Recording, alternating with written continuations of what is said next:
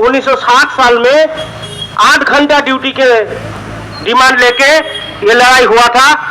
इसमें हमारा साथी लोग अपना जान के कुर्बानी भी दिए थे, कोई रिमूव फ्रॉम सर्विस भी हुआ था, कोई जेल भी खटे थे। तो इसीलिए संघर्ष हम लोग का खून खून में है, इसीलिए संघर्ष से मत डरिए और संघर्ष करते रहिए तो हम लोग का मंजिल जरूर मिलेगा।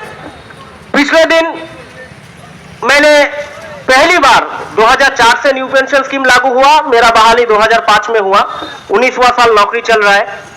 परसों दिन मैंने एनजीपी में पहली बार मजदूर यूनियन छोड़ के किसी और को न्यू पेंशन स्कीम के अगेंस्ट में सड़क पे देखा है। बेहती गंगा में हाथ धो लेना शायद इसी को कहते हैं, क्योंकि अब तक तो सिर्फ पोस्टरों में हम लोग देखते थे न्यू पेंशन स्कीम बातिल करो, सड़क पे उतर के तो कभी कुछ किया नहीं।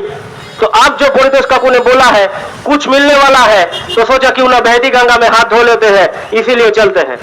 नहीं तो इससे पहले 2011 साल में जब हम लोग एनपीएस के खिलाफ दिल्ली में सब यूनियन एकजुट हुए थे, तब तो उन लोगों का कोई हम लोग जातीयता बंधु को नहीं देखे हैं, तब तो कोई लड़ाई नहीं किए थे। अब जब थोड़ा थोड़ा करके मंजिल करीब आ रहा है तो अब ये लोग बहती गंगा में हाथ धोना शुरू कर दिया है। लड़ाई हम लोग कर रहे हैं, लेकिन देखिएगा अगर किसी दिन, या हमको कॉन्फिडेंस है कि जल्दी मिलेगा, पेंशन मिलेगा, आपको खबर मिलने से पहले उन लोग का अचीवमेंट का पोस्टर इधर रहेगा।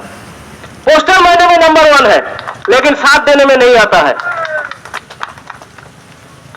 इससे पहले आप लोगों को याद होगा 2008-9 साल में लालू प्रसाद जी रेल मिनिस्टर थे तब, तो एक बार होली में ग्रुप डी स्टाफ को 400 रुपए करके दिया था, मिला था ना। वो 400 रुपए तो कैश पेमेंट होता था, हम लोग कैश पेमेंट उठाने गए थे, उसमें भी 10 रुपए करके चंदा ले रहा था हमारा सिस्टर यूनियन। तो एनपीएस अगर बातिल होकर ओल्ड पेंशन स्कीम लागू होगा, सबसे पहले रसीद लेके आप ही के पास आइएगा। तो आप लोग तब डांट के बोलिएगा लड़ाई हम लोग लड़े, हम लोग मजदूर यूनियन के साथ है, मजदूर यूनियन के साथ ही रहेगा, आप लोग के साथ हम लोग नहीं देंगे।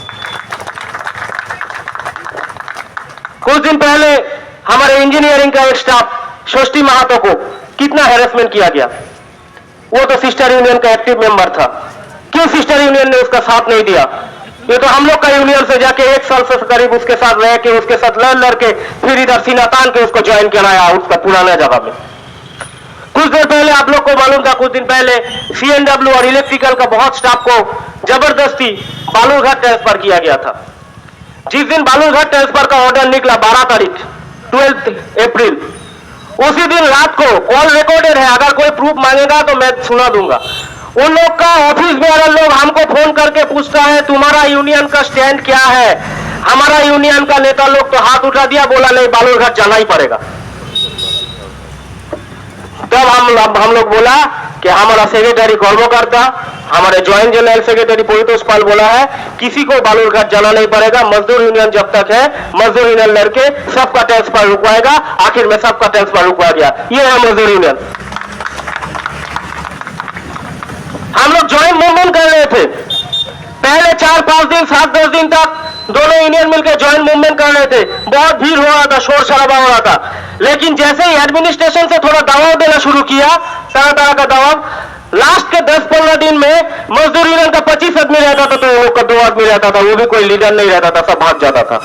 सब गवाह है, सब वीडियो रिकॉर्डेड है, सब आईबी के पास रिपोर्ट है, कोई झूठ नहीं बोल रहे।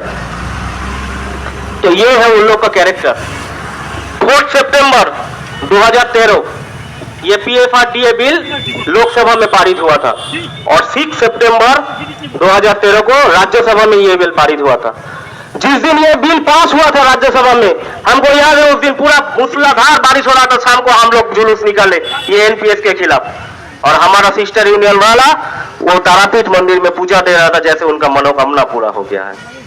सच में उनका मनोकामना पूरा हुआ है, क्योंकि उसका जो मदर ऑर्गेनाइजेशन है आईएनटीयूसी का जो नेता संजीवा रेड्डी राज्यसभा का मेंबर था उस टाइम, और उस टाइम पी चिदम्बरम जी ये बिल पास कर रहा था, वो जी संजीवा रेड्डी पाला